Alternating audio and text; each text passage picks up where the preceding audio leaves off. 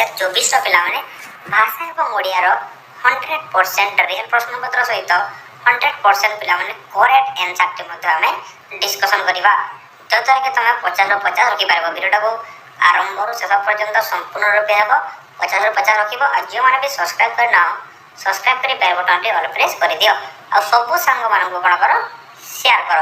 ଚାଲ ଏବେ ଦେଖିବା ପ୍ରଶ୍ନରେ କ'ଣ ରହିଛି ତୁମର। ଦେଖ, ପ୍ରଥମ ପ୍ରଶ୍ନ ଅଛି ପିଲାମାନେ, ତଳେ ଅନୁଚ୍ଛେଦ ପଢ଼ି 1ରୁ 6 ନମ୍ବର ପର୍ଯ୍ୟନ୍ତ ଉତ୍ତର ଲେଖ।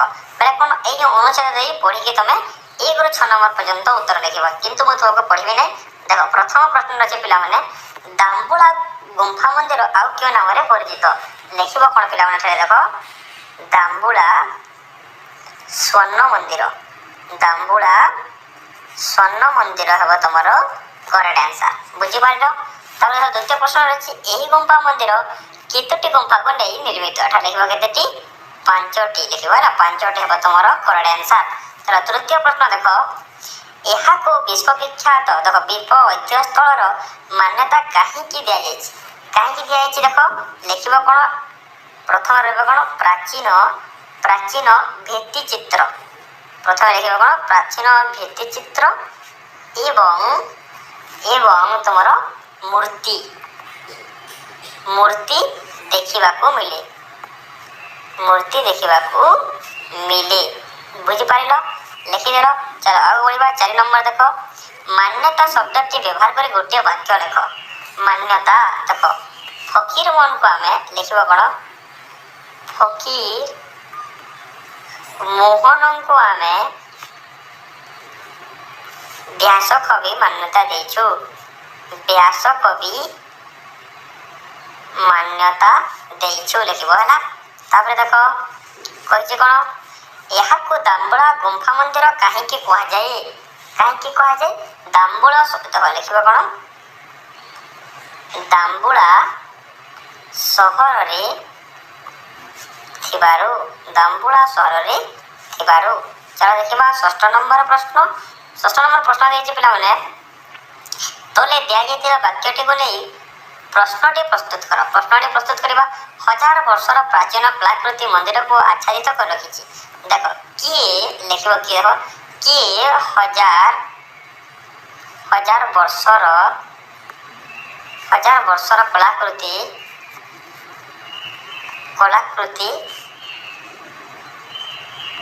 ଆଚ୍ଛାଦିତ କରିଛି। କିଏ? ପ୍ରାଚୀନ କଳାକୃତି ହେବ ତୁମର ଆନ୍ସର। ବୁଝିଗଲା? ଦେଖ, 7 ନମ୍ବର ପ୍ରଶ୍ନ ଦେଇଛି ପିଲାମାନେ। 7 ନମ୍ବର ପ୍ରଶ୍ନରେ ପୁଣି ଗୋଟେ ତୁମର ପଦ୍ୟର, ଏଇଟା ତୁମର ଗଦ୍ୟର ଦେଇଥିଲା, ଏଇଟା ତୁମର ପଦ୍ୟର ଗୋଟେ ଅନୁଚ୍ଛେଦ ଦେଇଛି, ତାକୁ ପଢ଼ିକି ଆମେ ଆନ୍ସର କରିବା। ଆନ୍ସର କରିବା ପୂର୍ବରୁ ଯେଉଁମାନେ ବି ସବସ୍କ୍ରାଇବ୍ କରିନାହ ଏବେ ସବସ୍କ୍ରାଇବ୍ କରି ବେଲ୍ ବଟନ୍ରେ ଅଲ୍ ପ୍ରେସ୍ କର ଓ ସବୁ ସାଙ୍ଗମାନଙ୍କୁ ସେୟାର କର, ଲାଇକ୍ କର। ପିଲାମାନେ ସମସ୍ତେ ଲାଇକ୍ କରିଲ। ଚାଲ ଆଗକୁ ବଢ଼ିବା। ତୁମର ଦେଖ କହିଛି କ'ଣ?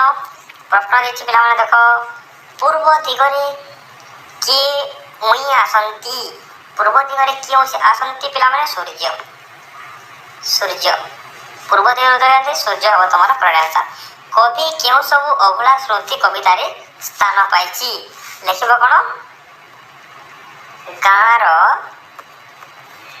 ସୌନ୍ଦର୍ଯ୍ୟ। ତାପରେ ଦେଖ 9 ନମ୍ବର ପ୍ରଶ୍ନ, କବିତାରେ ପାଇକ ପିଲା ସମ୍ପର୍କରେ କେଉଁ ସବୁ କଥା କୁହାଯାଇଛି? ଦେଖିବା ଚାଲ, ପାଇକ ପିଲା ବିଷୟରେ କ'ଣ କୁହାଯାଇଛି ଦେଖ। ପାଇକ ପିଲା ମାରଇ ଶୁଣ ସତେ କି ଅବା ମଲ୍ଲ।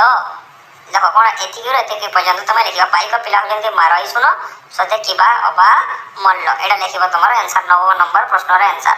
ତାର 10 ନମ୍ବର ପ୍ରଶ୍ନ କହିଛି ଦେଖ, କବି କାହାକୁ ସୁରକୁ ମନୋହର ବୋଲି କହିଛନ୍ତି? କାହାକୁ ପିଲାମାନେ? ବିହଙ୍ଗ।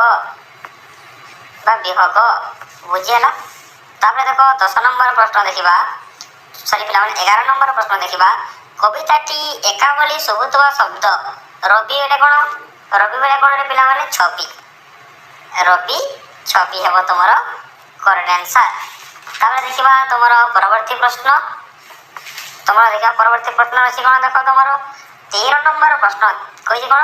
14 ନମ୍ବର ପ୍ରଶ୍ନରେ ଦିଆଯାଇଥିବା ପଦଗୁଡ଼ିକ ପଢ଼ି ନିଜ ଭାଷାରେ ଲେଖ। ଏଇଗୁଡ଼ିକ ତ ନିଜ ଭାଷାରେ ଲେଖିବ।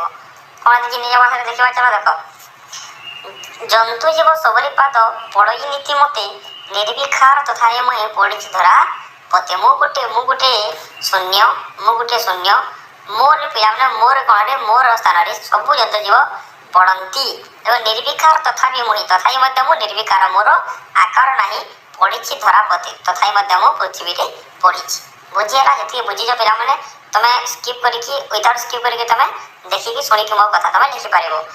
14 नंबर देख 14 नंबर प्रश्न कही पे जे देशे जन्मी मुहि अच्छी जो देशे जे देशे वायु बहे निश्वास प्रश्वास ये तुम सरलार्थ लिखा सरलार्थ तुम बुक रे तुम दीदेव कि तुम TBW कि तुम जम्बो बुक रे अच्छी तुम देखिए तुम देखीदेव।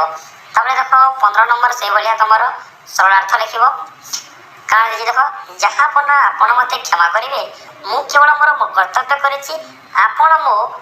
मो करना तो ये तुम देखा तुम TBW कि जम्बोर तुम देदेव देखिए तुम लिखिदेव है। तो देखा 16 नंबर प्रश्न देख सुख दुख पर आउ दुई जोड़ा सुख दुख कौन विपरीत शब्द से विपरीत शब्द नहीं कि भल मंद बाट घाट है। तो पृष्ठभंग शब्दर अर्थ कौन पृष्ठ को भांगिबा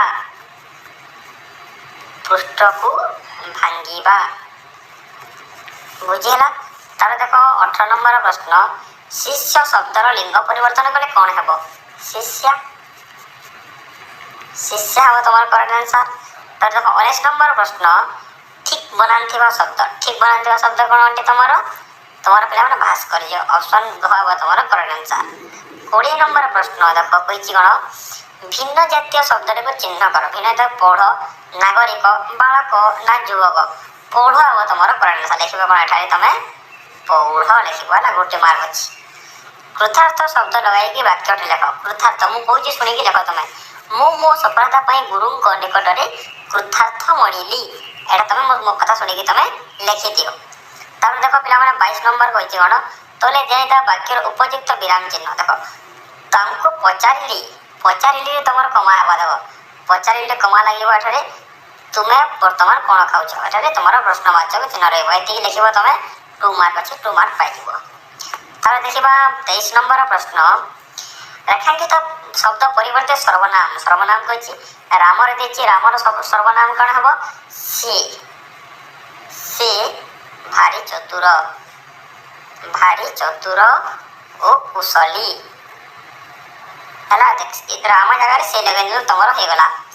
तब देख तोरे दिया वाक्यटी को नास्तिवाचक समस्ते सुरभ को श्रद्धा करती अच्छी एटा लिखा कौन करती नहीं लिखिदे तुम नास्ति होगला करती नहीं है। तब देख 25 नंबर अच्छी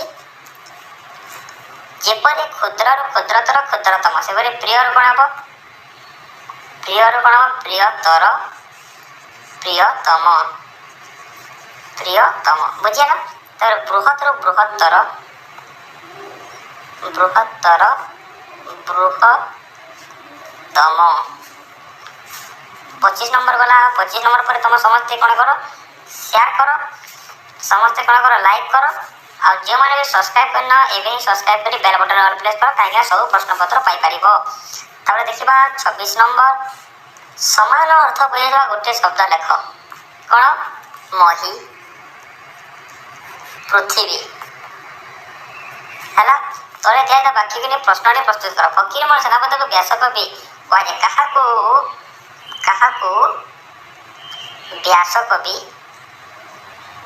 व्यास कवि कहुए बा और कौन लिखिपार देख व्यास कवि भाव किए परिचित व्यास कवि भावे किए परिचित बुझीगला।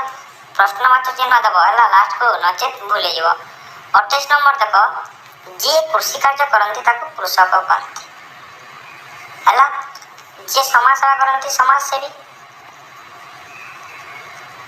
तब देख 60 रु कौन तुम आम विद्यालय साधारणतंत्र दिवस विषय लिख कि मो प्रिय खेल विषय लिख मो प्रिय खेल नाम फुटबॉल मो फुटबॉल भल भाव खेले फुटबॉल 11 जन खेलती गोटे कप्तान थाए सब लिख। 30 नंबर प्रश्न देख तुम बड़ भाई बिहार 2 दिन छुट्टी बोले कौन माननीय श्रीजुक्त लिख कौन माननीय श्रीजुक्त प्रधान शिक्षक